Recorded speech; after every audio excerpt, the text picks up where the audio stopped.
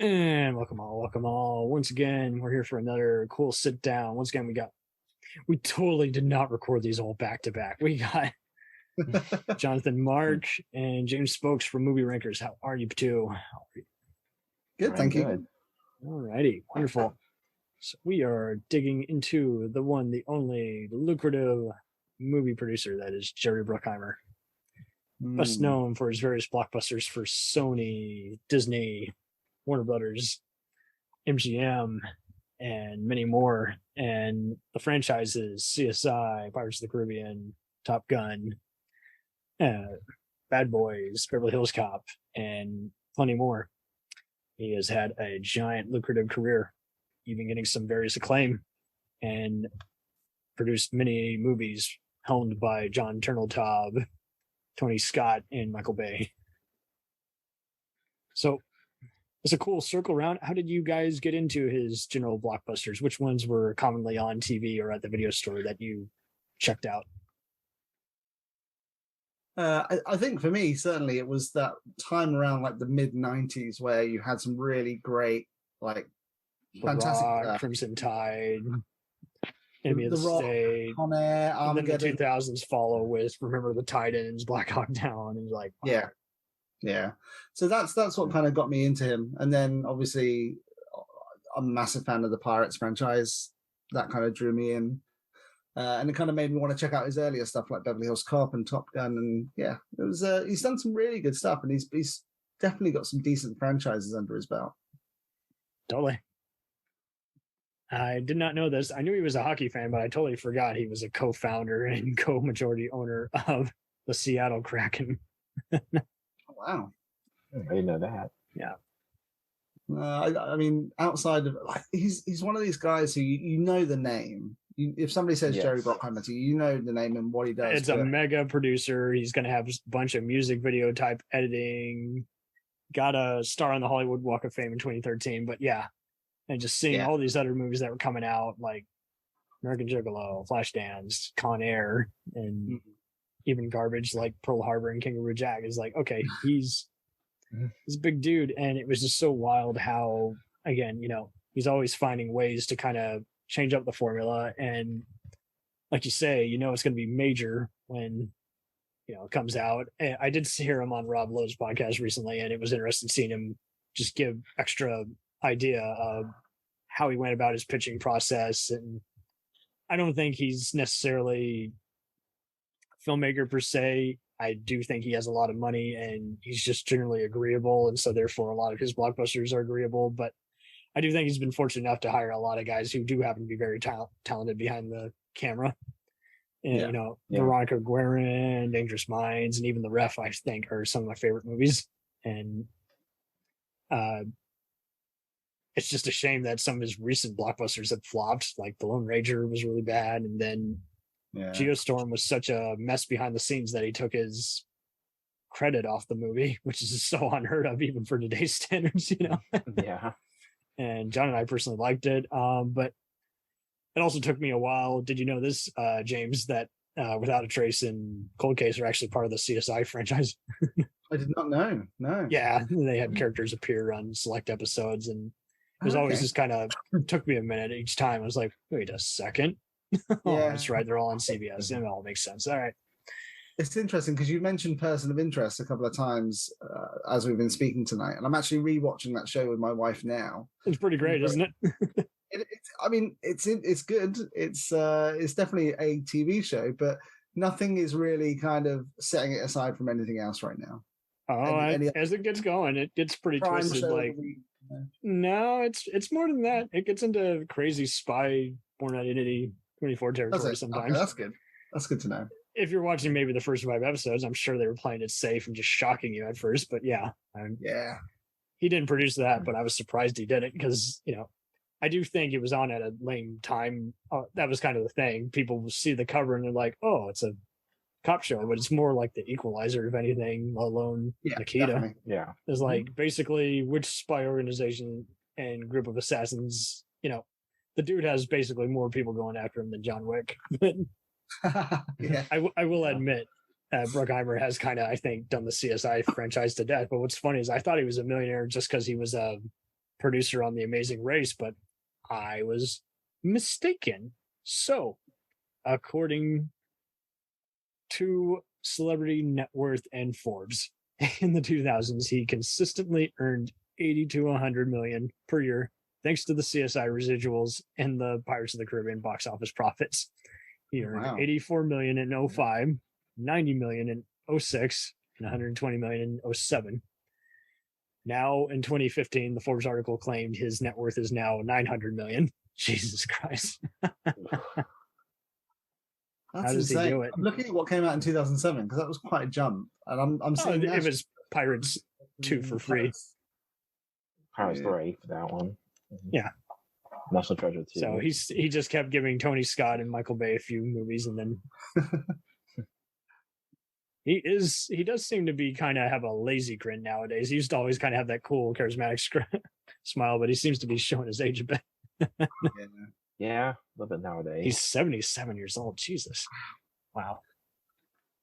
I mean, I mentioned to you earlier that I was a bit worried about the new Beverly Hills Cop and whether it would be as good as the other ones. But seeing some of the other he came back on.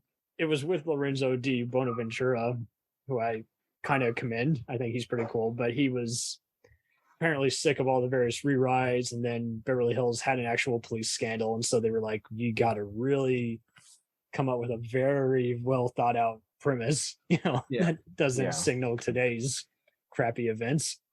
Because, people want the comedy and the fun bad guy who you root for the comeuppance, not, absolutely, people misbehaving like 21 Jump Street. That don't work. But I'm seeing some of the other franchises brought back. Obviously, he brought back Bad Boys from, 2003 to 2020. And I think Bad Boys for Life really worked. I really enjoyed that. And obviously he's done it. It was okay. I think they're doing a part 4. I think he kind of goofed up that franchise. Right now.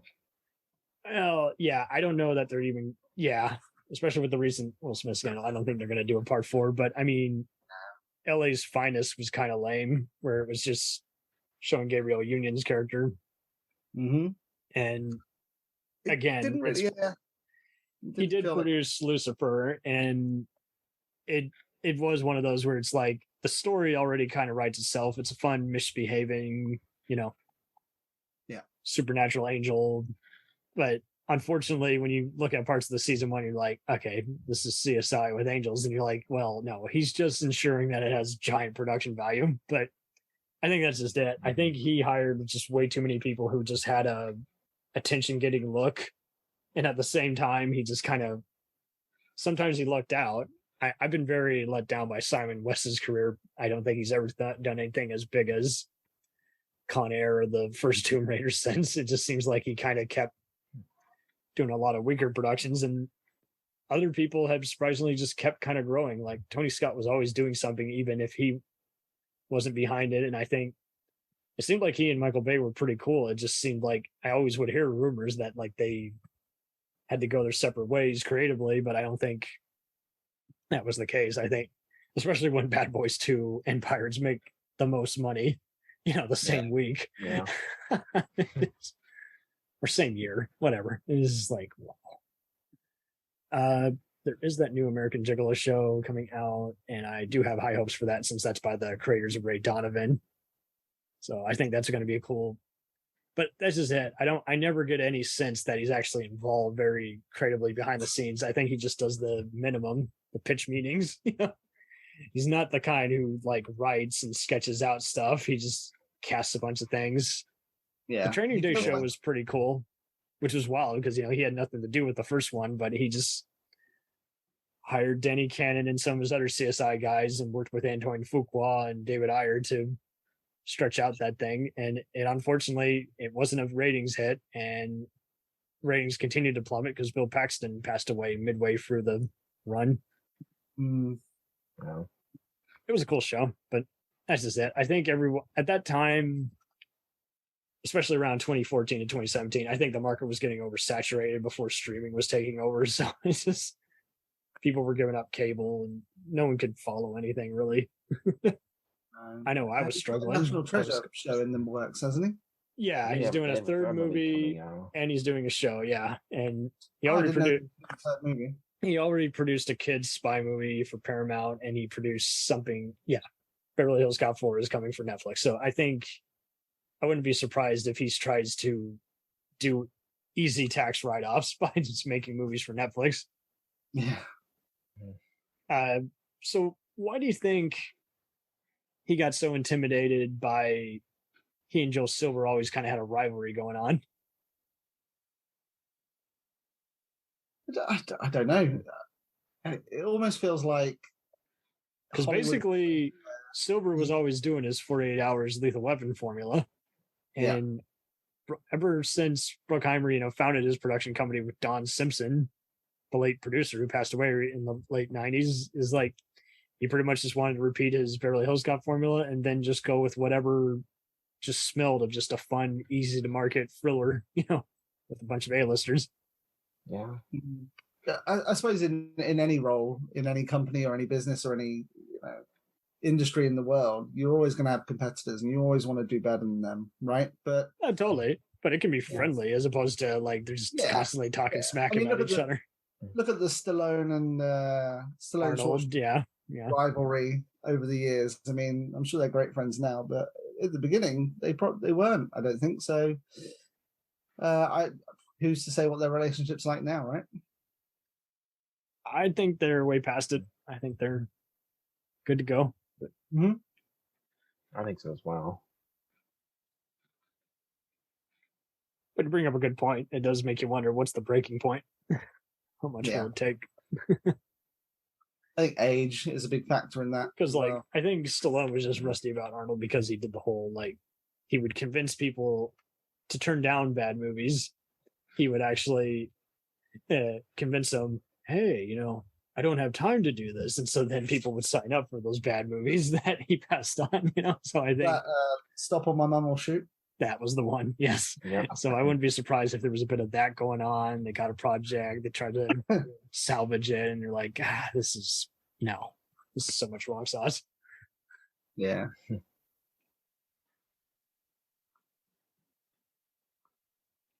But no, you bring up some good points.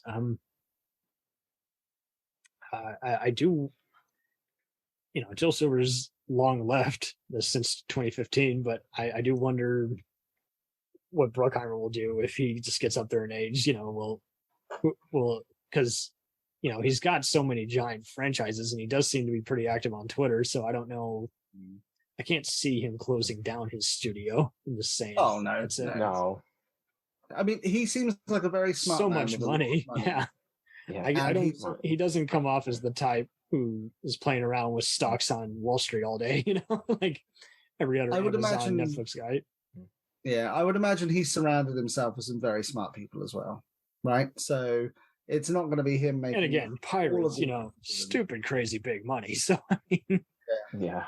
CSI is on every other channel. And it is kind of funny how small a world it is, because I would see a lot of supporting actors, almost always would be in the next giant blockbuster he did after that. And in a way, I think that was just what was key. He was always having something for everybody, like somebody who your parents recognize, who's in your kid's favorite blockbuster.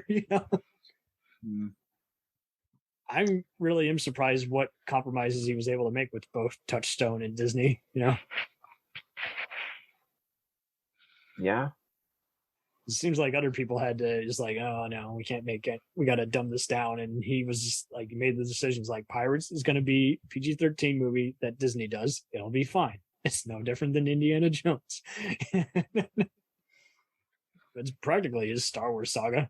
So many people, I would see him dress up as pirates, but after that movie came out, I kid you not, I saw more and more people dressing up as pirates. Zorro was kind of a big thing in the late 90s. I kid you not. I saw people dressing up as Banderas.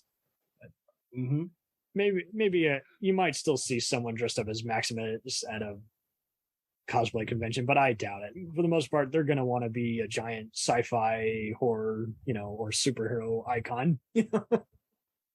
Yeah, definitely. You're not going to see any Lone Ranger cosplay going on. You'll see a Lord of the Rings or Star Wars one, but that talk about that cluster.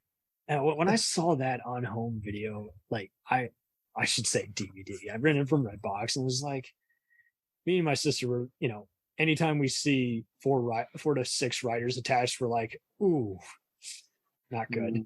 It's like, what could go wrong? Pirates guys, looks like another fun Indiana Jones Zorro movie. What could go wrong? I'm like, no, it's trash. It wasn't one of those where you're just like instantly bad, but it was almost as mediocre as the 81 Lone Ranger, dare I say. It's not Ishtar or Battlefield Earth level lame, but it's pretty lame. It's just one of those where just so many gratuitous shots that like serve nothing. It's like, why did we have to see the horse taking it down? Why did we have to see all these other endless desert shots? Why did we see? It's just like, did someone take this over just because there was all this other dumb footage? And it's like, and you hate to talk shit because like there's all these other wonderful actors in there's Tom Wilkinson playing a bad guy like usual. Barry Pepper comes in and kind of just shows up on time, and then I mean James Badge Dell does one hell of a job playing the title character's dead brother at the start. And it's just like, talk about a total waste. It's just like, 2013 was a wild year. I was still in college and I was I was still trying to catch up with like all the other blockbusters from like the last 3 years, and 2012 and 2013 were a total blur for me because I was just, again, just social media was changing, career choices were changing, and interest in movies were totally changing. This is like, that's where we were hearing more and more sneaky behind the scenes stuff. And it's just like, I feel like it just got lost in the shuffle just because that was just like the end of it. Just the minute we heard that there was a bunch of reshoots and being pushed back another year or some shit like that, I was like, oof, yeah, critics are going to wail on this. And boy, howdy did they. I saw other people. I think some people had it. There's a funny thing. I went to a Riff Trax screening of Starship Troopers that same year. It was really funny, but they pointed out, is like, this is more depressing than the Lone Ranger. and they're like, Tonto agrees. And it's like, yeah, We'll return after these messages. Hello and welcome to Culture Shocked, the pop culture podcast brought to you by 4 aging millennials and our outdated opinions. Join us every Tuesday as we discuss movies, TV, games, and even music, new and old. Dude, what do you think you're doing? Are you seriously trying to record a promo without us right now? Well, yeah? Dude, you can't just do the promo by yourself. Who's gonna listen to that? Yeah, and you probably haven't even told them that we're a pop culture podcast where we always agree on everything. For instance, the Sam Raimi trilogy, easily being the best of the Spider-Man movies. No. But I think we can all agree that Jaws is a classical masterpiece. Nope, don't like that. But we do all agree that the sequel trilogy of Star Wars is the best in the Skywalker saga, right, guys? That comment is so ridiculous. I don't even know where to begin. Anyways, that'll do it from all of us here at Culture Shock. Thanks for listening. Hey, it's Brent Pope, the host of Breakfast with Brent Pope. You've seen me on some of your favorite TV shows saying things like, give it up, Jimmy. You got to sink this putt to win. On Breakfast with Brent Pope, I sit down with guests from the entertainment world, and we do it all over breakfast. Or should I say Brentfast? Every week on Brentfast, you get inside Hollywood info and tips, great breakfast recs and booty debates. Most of all, you get the most delightful 30 minutes of your week. So dig in. It's Brentfast time. Listen at Brentfast.com, Apple Podcasts, or wherever fine podcasts are found. Do you ever find yourself thinking about who would win in a fight between Goku and Superman? Hi, I'm James Gavsey, and on the Who Would Win show, me and my co-host Ray ignore anything important happening in the outside world and debate fictional battles between characters from comics, movies, and video games. We got a new show every week, and almost always am I the winner. Yeah, not true, Ray. In the past, we've discussed such matches as Captain America versus Darth Vader, Solid Snake versus the Iron Giant, classic matchups like RoboCop versus Terminator, and even the Muppets versus Sesame Street. That one was crazy. So if you're a fan of geek culture and love a spirited debate, check out the Who Would Win show wherever you get your podcasts, or check us out at whowouldwinshow.com.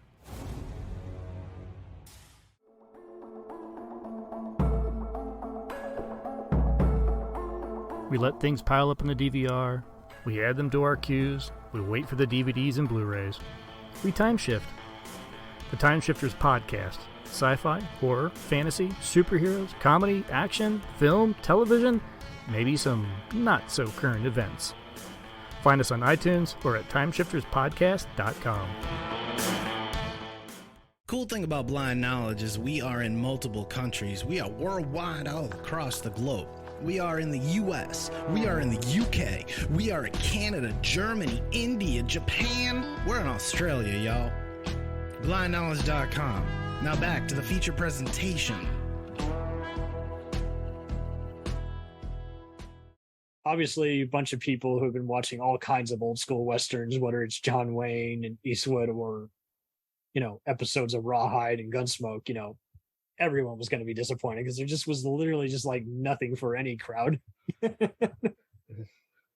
I'm done willing on that. What's your guys' takes? What is this formula kind of getting a little derivative of other stuff, or is he kind of just mainly relying on TV, just focusing his mind more on that?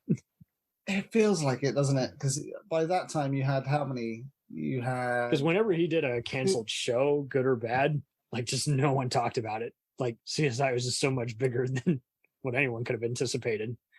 Yeah, showing people dissect bodies while cool electronic music plays. What else could you ask for? You still had 2 of the 3 big CSI shows at that point, and they were two of the most popular TV shows at the time, right? So you kind of got to think, where is his focus going to be? Is it going to be on the massive TV shows that he's got going, or the mediocre? I do have to say, I disliked the new one that they made. It was just so bad. Like, which one was that? Like they brought back CSI, the Vegas crowd, and it was just like, did they? The new characters were just so annoying. Like, and they're good actors and other stuff I've seen them in, but not there. Like, should have brought back Miami.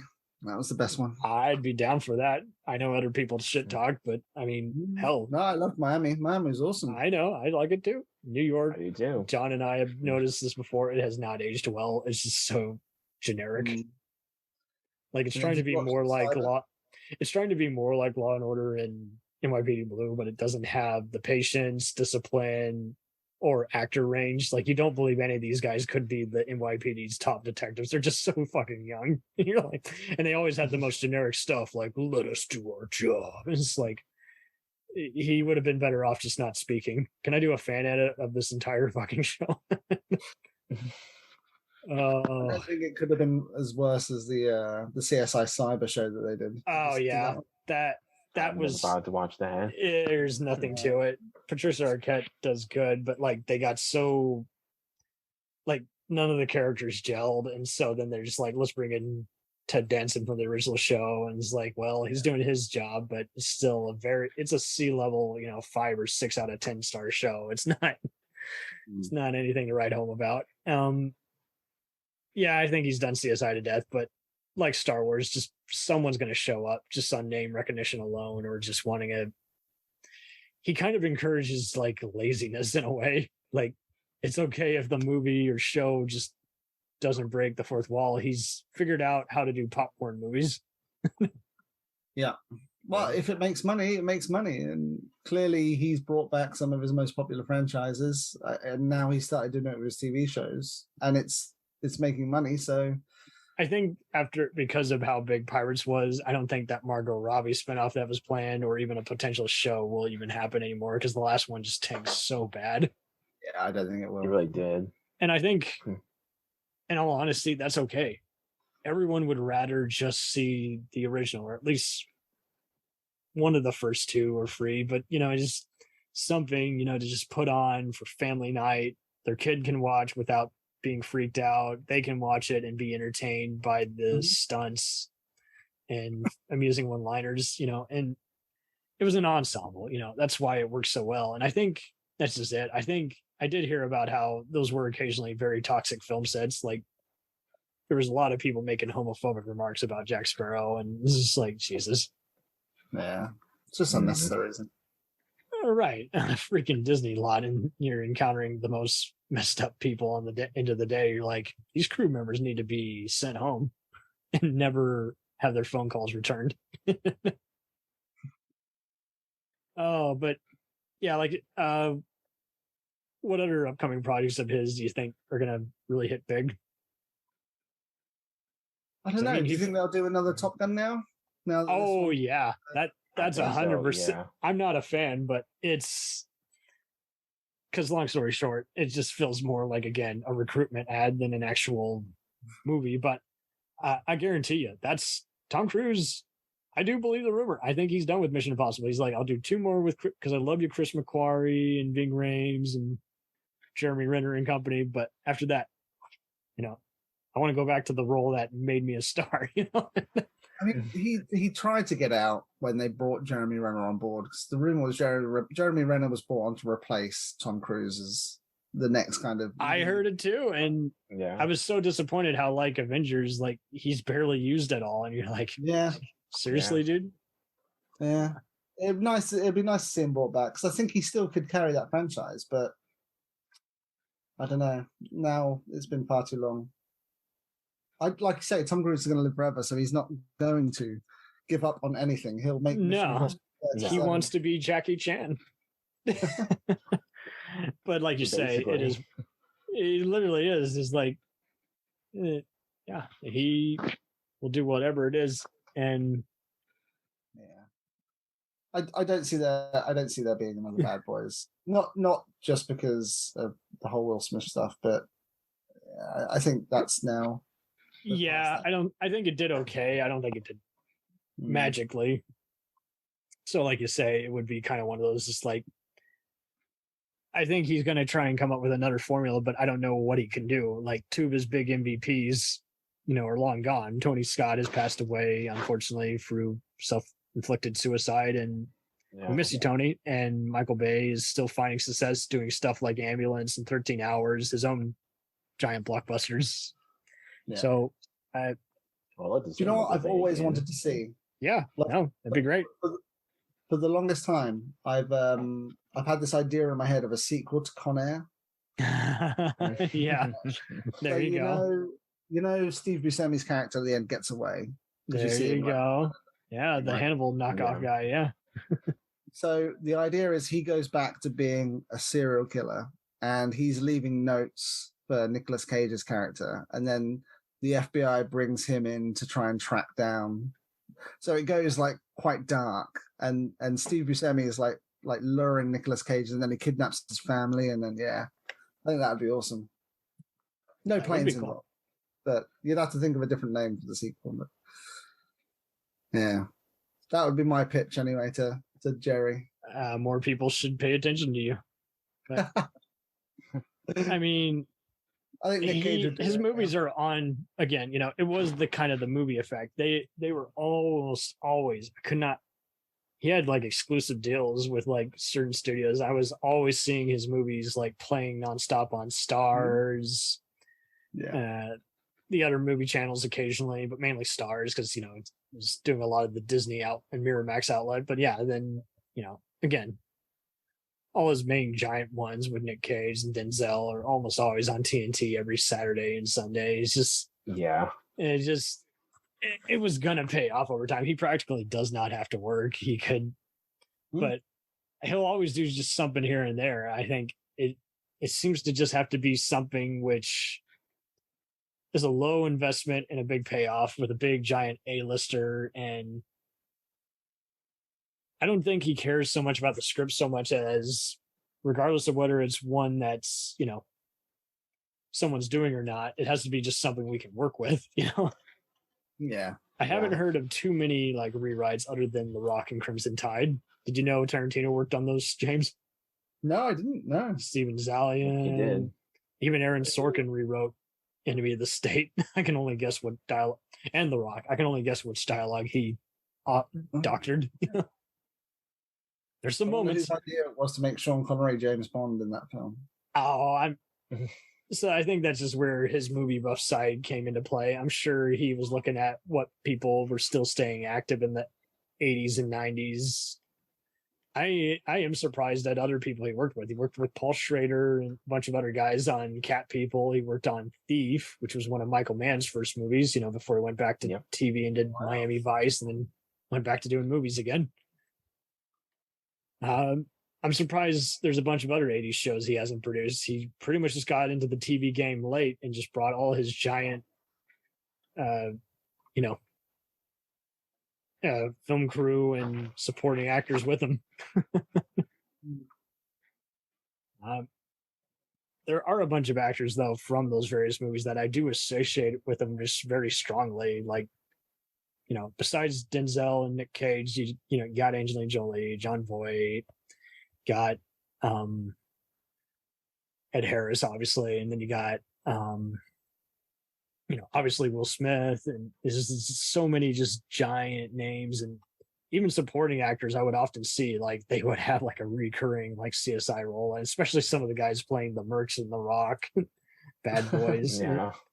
Is Will Patton I kind of got to know better because of his supporting role as one of the minor turned astronauts in Armageddon and Remember the Titans. And so when I saw him kind of exploding briefly there as a reliable character actor, I was like, I know this man. I'm kind of cool with some of the.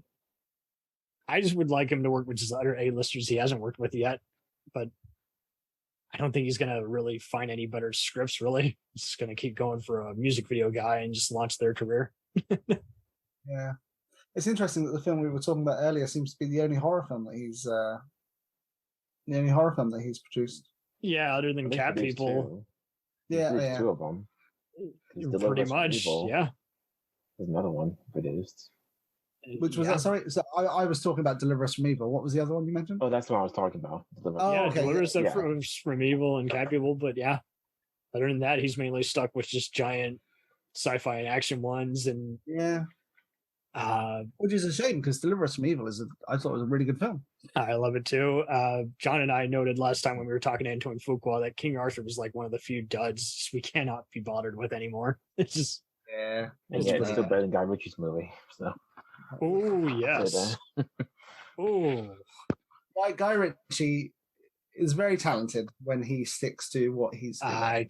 I couldn't get into Wrath of Man, but no, what do I know? Yeah, but what do I know? I do think the Sherlock Holmes ones are decent, and that's a Joel Silver vehicle. But I swept away Aladdin, and I can't get into any of his shit. But what do I know? Yeah, I am surprised that he hasn't gotten people of that type. It seems like he would be kind of working with someone like that, but he just wants to do big giant blockbusters, or he doesn't even really do comedies as much, really. No, they're all that. Where'd you go? Yeah. You haven't heard anybody say he had like a big ego on set. Yeah, I don't think he's that intrusive. I don't think he's a visionary at all, but I've never heard him. I think he just likes to kind of go on autopilot. He's like, he knows what sells. And I think CBS, whoever he talked to at Paramount, just really must have loved his movies. So he's like, yeah, you're going to create 2 shows. You're going to create a procedural called CSI, and then you're going to create The Amazing Race. Our number one reality show other than Survivor, and you're just gonna wham. And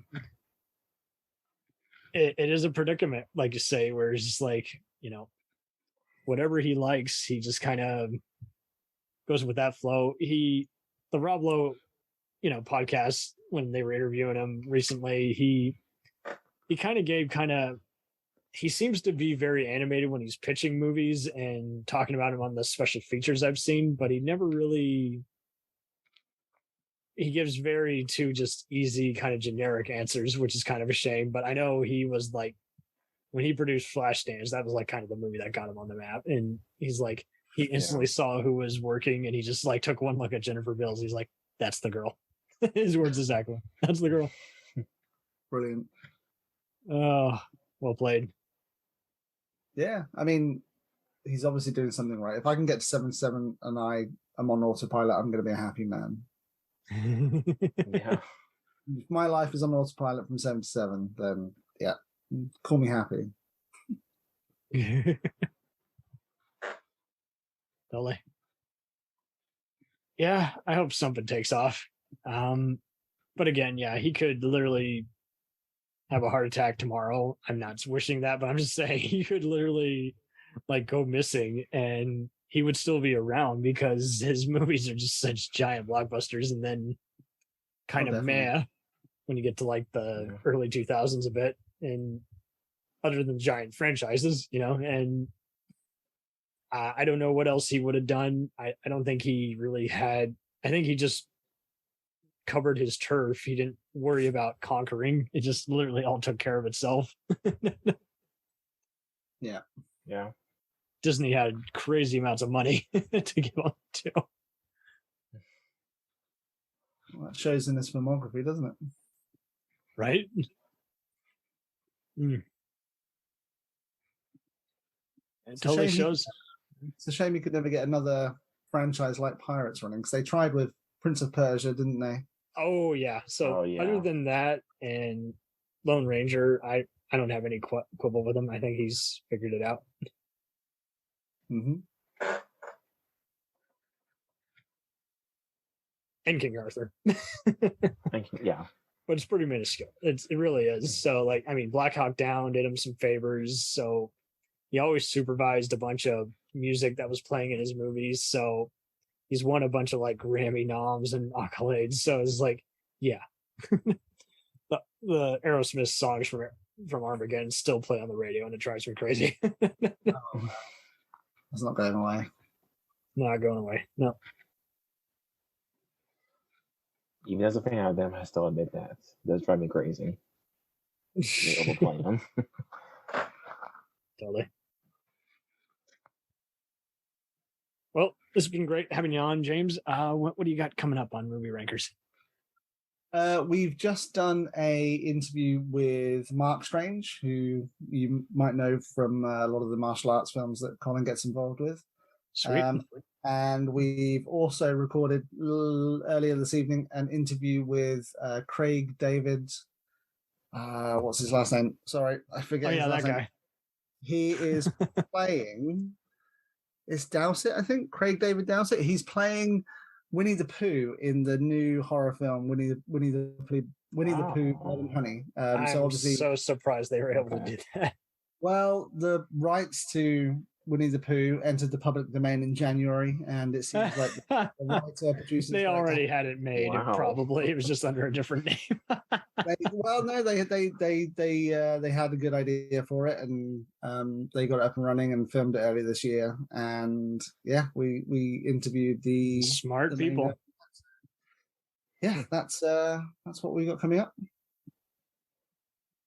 Okay, very cool. Well, I look forward to hearing future episodes, and let alone that interview. That will be cool, because we do need more indie film talk. There's just not enough people who seem to want to give a minute of their time, or they're just too creative to where they don't want to really bare their naked souls, so to speak. You know, they don't want to talk about it really, which sucks, because so many people can learn something. And when you're out of DVD and Blu-ray commentaries to listen to, you need something, you know.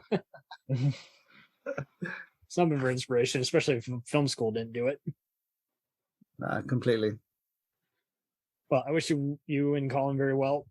John, what do you have coming up that you'd like to plug before we go? I'm thinking of writing some reviews for some horror films this coming October. So, what's playing at the cinemas now? Well, it's actually older horror films I'm playing on. Older, okay. You're going to the OGs, the classics. Yeah. You should write one from Rosemary's Baby, because I know how much you hate that movie. I don't hate it. The entire interview will be fuck. Oh no, I'm not gonna beat Rob Zombie like that. Oh well, fair enough. That's a negative 100 out of 5. Yep, 0 even. Oh well, that's why I said negative 500. Yep. Can't stand the man. Won't even give 0.5 to him. Yeah, I don't care about the monsters. He seems like a cool, decent guy too, which is a shame. He even did a CSI Miami episode and had a funny story about that, but it was like, I don't know, man. He just seems like he gets lost in his own abyss of despair. Just needs to stop casting his bloody wife and everything. Honestly, like, how biased are you of a director that everything you direct, you have to put your wife in it? Yeah, have you seen the, she is smart. She is cute, and she does seem like a cool gal. But at the same time, it's just like he gives her shit dialogue to say, and she doesn't have the range. So it's like I don't want to talk shit about anyone. He seems like a cool person, but what the fuck? Have you seen the posters online? Like, it says Rob Zombie's Jaws, and then it's got playing the shark, his wife. This is exactly what would happen. I totally would. Yeah, Spielberg he and Scorsese basically are like the only people feared in Hollywood who basically have crazy Jerry Bruckheimer money who yeah, I can't see anyone wanting to remake Jaws. I don't think even Universal has gone down that rabbit hole yet. I think everyone knows that if they do, they will lose their position. Like they will be fired, just like the people at, like the guy at Discovery who basically did away with all the DC projects, even though the movies were in the can. Yeah. And that's just it too. Like, even if a movie sucks, it should come out and try and make its money back. I don't think you should deny people all those jobs and demo reel footage. That's just lame. It's a tough one, but money talks these days, isn't it? They're going to save a load of money, but not really. What's honest these days? That's the thing. Okay, well, it's always a delight having you on. And again, you keep kicking ass on the wild side, my dude.